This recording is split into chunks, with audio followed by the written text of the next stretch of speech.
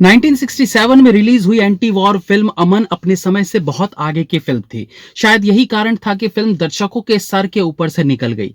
लेकिन ये फिल्म दो तीन कलाकारों के कारण याद की जाती है, जबकि उन कलाकारों का इस फिल्म में केवल कैमियो था और एक महान कलाकार तो फिल्म में एक्स्ट्रा भी थे। जानेंगे इस फिल्म के उन एक्स्ट्रा कलाकार के बारे में जो बाद में सुपरस्टार बने, और दिलचस्प बात यह हुई कि उस बड़े कलाकार के सीन को बड़े बड़े फिल्मी महारथी भी आज तक नहीं ढूंढ पाए हैं। वेलकम टू पलट तेरा ध्यान किधर है। 1967 में डायरेक्टर मोहन कुमार द्वारा बनाई गई थी फिल्म अमन, जिसके लीड रोल्स में थे राजेंद्र कुमार और सायरा बानो। ये फिल्म जापान में हुए सबसे बड़े हादसे के इर्द गिर्द की कहानी है, यानी हिरोशिमा और नागासाकी में हुई तबाही के बाद की कहानी। ये उस वक्त की ऐसी फिल्म थी जिसे दर्शक समझ नहीं पाए। उस समय में लव स्टोरीज और सस्पेंस फिल्मों का बोलबाला था। ऐसे में स्लो पेस में लिखी गई ये कहानी लोगों को बोरिंग लगी और नतीजा की फिल्म डिजास्टर साबित हुई। लेकिन ये एपिसोड इस फिल्म के बारे में होकर भी इस फिल्म की नहीं है, बल्कि इससे जुड़े दो तीन एक्टर्स की है। सबसे पहले आपको बता दें कि ये एकमात्र ऐसी फिल्म है जिसमें महान गजल गायक जगजीत सिंह ने एक कैमियो भूमिका निभाई थी, जिसमें वो एक सरदार के रूप में नजर आए थे। जगजीत सिंह की ये एकमात्र फिल्म है जिसमें वो सरदार बन दिखे थे। मे भी एक दो और फिल्मों में सिंगर के तौर पर वो नजर आए हों, लेकिन एक्टिंग करते हुए उनकी ये एकमात्र फिल्म है। इस फिल्म में एक कैमियो भूमिका में चेतन आनंद भी दिखे थे, जिन्होंने फिल्म में सायरा बानो के पिता का किरदार निभाया था। इसके अलावा उन्होंने 1960 की काला बाजार, 1957 की अर्पण और 1963 की किनारे किनारे में भी छोटी मोटी भूमिकाएं निभाई थी। चेतन आनंद बॉलीवुड की कुछ बेहतरीन फिल्में बनाने के लिए जाने जाते हैं, जैसे नीचा घर, टैक्सी ड्राइवर, हिर रांझा, हंसते जख्म, हिंदुस्तान की कसम जो कि 1973 में रिलीज हुई थी। इसके अलावा वो कुदरत फिल्म के लिए फिल्म फेयर और 1965 की हकीकत के लिए नेशनल अवार्ड भी प्राप्त कर चुके हैं।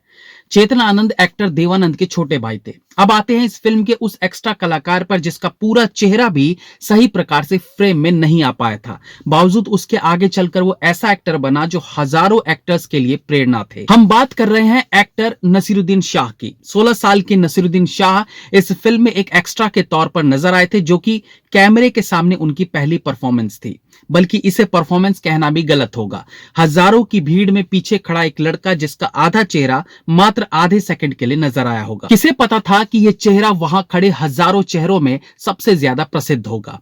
इसमें सबसे मजे की बात यह है कि अनेकों फिल्म के विद्वान जानकारों ने कोशिश की ये पता करने की कि आखिर नसीरुद्दीन शाह किस फ्रेम में नजर आते हैं, क्योंकि एक इंटरव्यू के दौरान खुद नसीरुद्दीन शाह ने बताया था कि उन्होंने इस फिल्म में एक्स्ट्रा के तौर पर काम किया था, जिसके लिए उन्हें 7.5 रुपए मिले थे और फिल्मों में ये उनकी पहली कमाई थी। उन्होंने इंटरव्यू में बताया था कि वो राजेंद्र कुमार के फ्यूनरल पर पीछे एक शॉट में खड़े थे, लेकिन फिल्म देखने पर उनका सीन ढूंढ पाना बहुत मुश्किल था।